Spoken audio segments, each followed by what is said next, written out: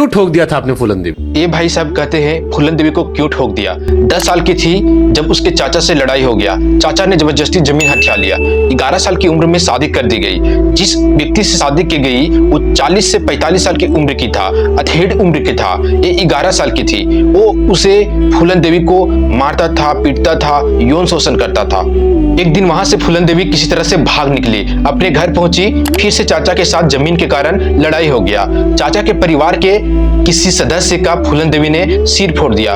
फूलन देवी को जेल जाना पड़ा। जेल से छूटकर आई तो उसके चाचा ने डकैतों के बीच में डाल दिया। जो डकैतों का सरदार था उसने फूलन देवी को मारता था, पीटता था, यहाँ तक कि यौन शोषण करता था। सरदारों के बीच का आदमी किसी ने सरदार को ही ठोक दिया जो फूलन देवी को सपोर्ट करता था। फिर किसी वजह से जिसने सरदार को ठोका था उसे ही किसी ने ठोक दिया तो फूलन देवी अकेली पड़ गई। जब फूलन देवी अकेली पड़ गई तो उन्हीं डकैतों के बीच में से 2 से 3 आदमी ने फूलन देवी को किसी गांव में ले गए।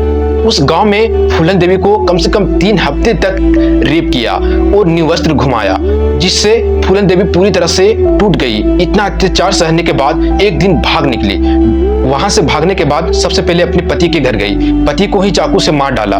फिर जिस गांव में रेप किया गया था वो गांव गई और 22 लोगों को एक लाइन में खड़ा करके 22 लोगों को मार डाला। फिर वो मेंबर ऑफ पार्लियामेंट बनी और दिल्ली में रहने लगी। दिल्ली में ही किसी ने उसे मार डाला। ये थी फूलन देवी।